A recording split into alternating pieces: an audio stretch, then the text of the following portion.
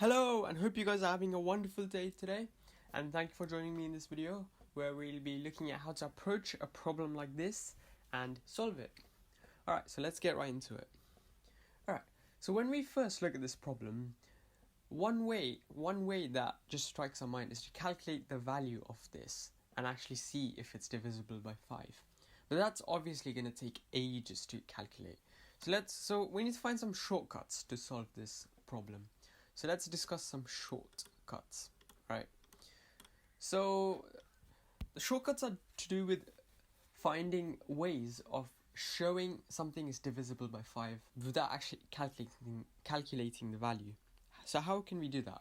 Well, one way is to prove that or show that this ends in a 0 or a 5. Alright, if it ends in a 0 or a 5, we can guarantee that it is a multiple of 5. And another shortcut is called modular arithmetic. Okay, and this is what we're going to be discussing first.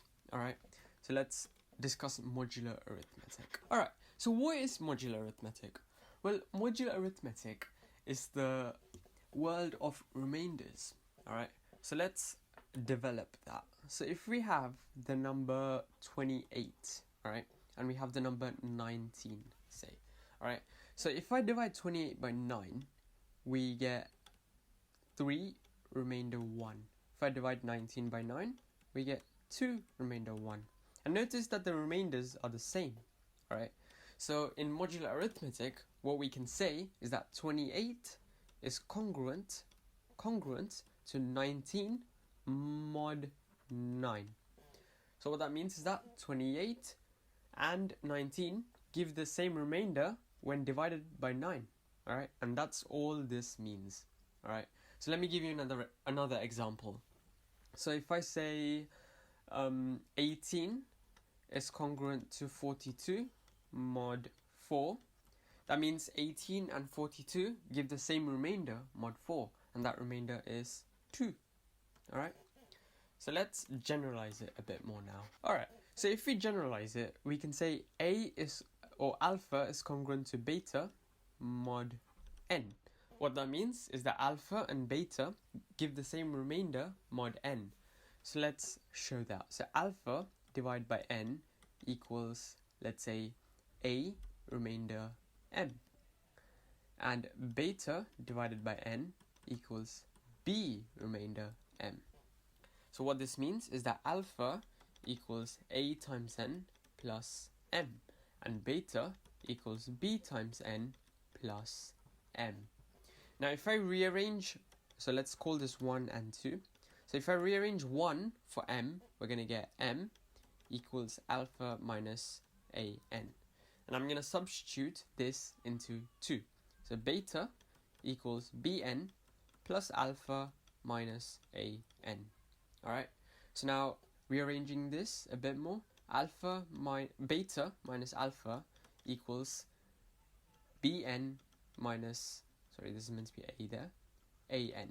Alright, so now we've shown that beta minus alpha equals n lots of b minus a. Now if I let b minus a equal k, that means beta minus alpha equals nk. Now what's the significance of this? Well, this shows that beta minus alpha is a multiple of n. Alright, so if I let L equal to alpha minus beta, because of the parity of this, we can say that alpha minus beta equals L lots of n. So alpha minus beta is a multiple of n, and beta minus alpha is a multiple of n.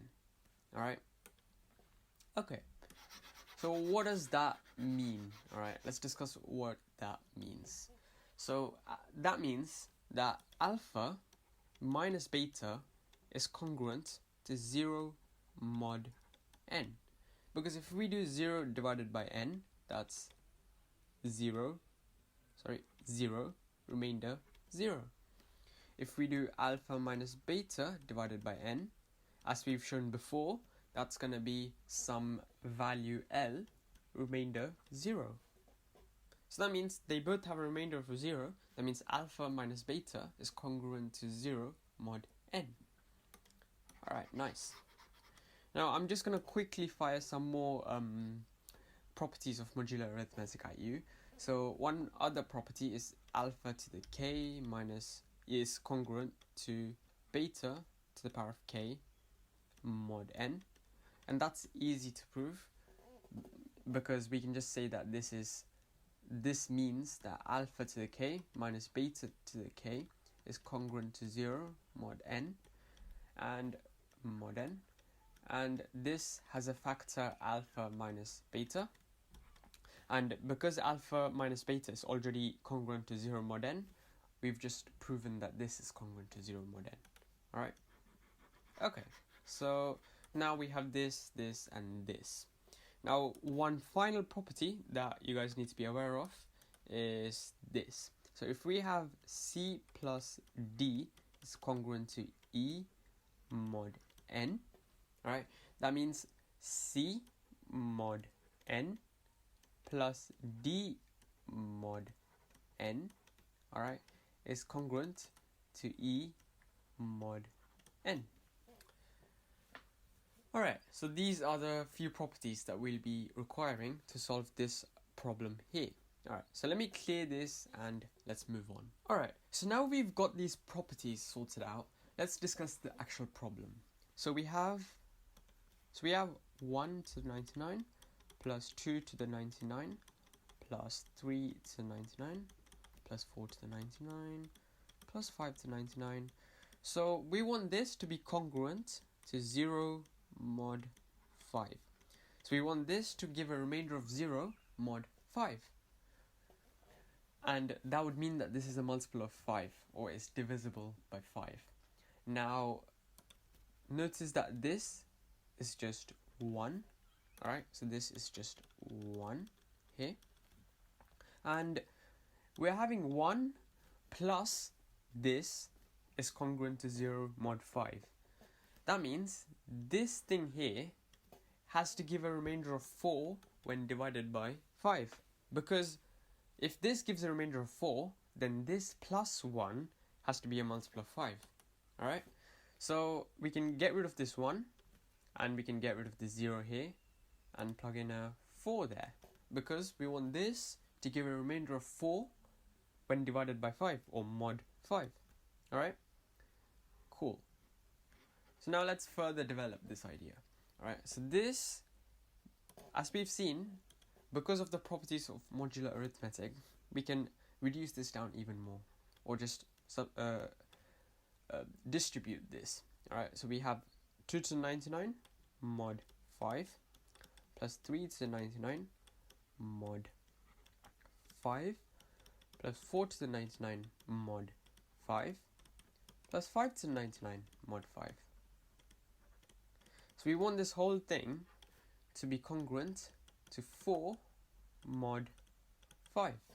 Alright. So now, by looking at it, we can already notice that this is obviously going to be 0, or congruent to 0, because 5 to 99 is definitely a multiple of 5. So this is just 0. Alright, so let me just cross this whole thing out and write a 0 there. Alright. So now let's discuss this one here. So we're going to discuss 4 to the 99 mod 5. Alright, so now let's quickly look at powers of 4. So 4 to the power of 1 is 4. 4 squared is 16. 4 cubed is 64. 4 to the power of 4 is 256. Now you start to notice a pattern, and the pattern is it ends in a 4, then it ends in a 6, then ends in a 4, then ends in a 6, and so on and so on. Or more specifically, when it's odd, it ends in a 4. When it's even, it ends in a 6. When it's odd, it ends in a 4. When it's even, it ends in a 6. Now, 99 is obviously an odd number, so this is going to end in a 4. Alright, so what we can say, that 4 to 99 mod 5 is congruent, or 4 to 99 is congruent to 4 mod 5. because anything that ends in a 4 is going to give a remainder of 4 when divided by 5, because it's 4 more than a multiple of 5. Alright, cool. So we can change this and put a 4 there. A 4 there. Alright, so let's move on now. Alright, so let's discuss 2 to the 99 mod 5 now. So again, let's look at powers of 2. So 2 to the power of 1 is 2. 2 squared is 4. 2 cubed is 8. 2 to the 4 is 16. 2 to the 5 is 32. 2 to the 6 is 64. And so on and so on. So we again notice a pattern. So it's 2, 4, 8, 6. 2, 4, 8, 6. And so on and so on. So it comes in cycles of 4. Alright, that's something to notice. Let me get rid of these two here. So it comes in cycles of 4. So to actually find out where 2 to the 99 is going to end up, or which end digit it's going to have, we have to divide 99 by 4 to see how many cycles of 4 fits into 99. And that's going to be 24, remainder 3. So 99 is going to have 24 cycles of these. So 1, 2, 3, 4, that's 1 cycle. 1, 2, 3, 4, that's 2 cycle. So it's going to have 24 of those with a remainder of 3. So we're going to have 1, 2, 3, 4, and then 1, 2, 3. So we're going to end up here on the 2 to the 99th power. Alright, and that's obviously an 8. So if we look at 8 mod 5, 8 mod 5, well, 8 is obviously congruent to 3 mod 5 because it gives a remainder of 3 in mod 5. That means 2 to the 99 is congruent to 3 mod 5. In other words, it's going to give a remainder of 3 when divided by a 5. Alright, so once again, we can change this here to a 3. Alright, so we can change it to a 3. Alright, so let's discuss this one here. Now, I'm going to use a slightly different tactic to find this one out. We have 3 to 99 mod 5. Okay, so let's analyze 3 to 99. Well, that equals 3 cubed to the power of 33. Alright, 3 cubed to the power of 33, which is 27 to the power of 33. So 3 to the power of 99 is 27 to the power of 33. So this question is the same as, what is 27 to the power of 33 mod 5? Alright. So now let's forget about the 33 for now, and let's see what we get if we do 27 mod 5. So what remainder does 27 give mod 5?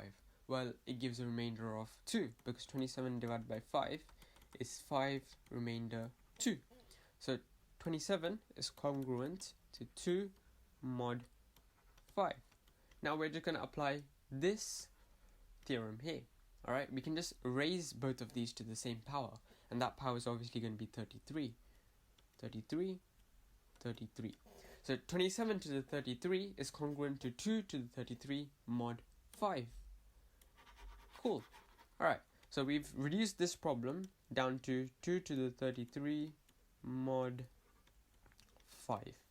Alright, so now to tackle this problem, we're just going to use the same tactic we used for the 2 to the power of 99.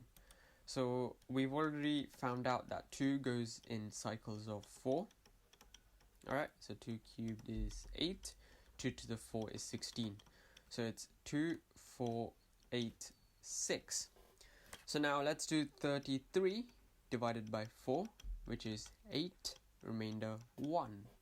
Because 8 4s are 32. 32 plus 1 is 33. So we're going to have 8 cycles of this, and we're going to end up here for the extra 1. So it's going to end in 2. So 2 to the 33 is going to end in the digit 2. What does that mean? Well, that means it's going to give a remainder of 2 when divided by 5. Because it's 2 more than a multiple of 10, which is also a multiple of 5. So we can say this is congruent to 2 mod 5. Alright, cool. So we can get rid of this and chuck a 2 here. Alright, so now let's add all of these together. Okay, So if we add them together, we're going to get 3 plus 2, which is 5, 5 plus 4, which is 9, 9 plus 0, which is 9. So we have 9 is congruent to 4 modulo 5. And there we go, that's correct. 9 is definitely congruent to 4 mod 5 because 9 divided by 5 equals 1 remainder 4. So that means we've just shown that this is divisible by 5 and we are done. Thank you for watching my video and please subscribe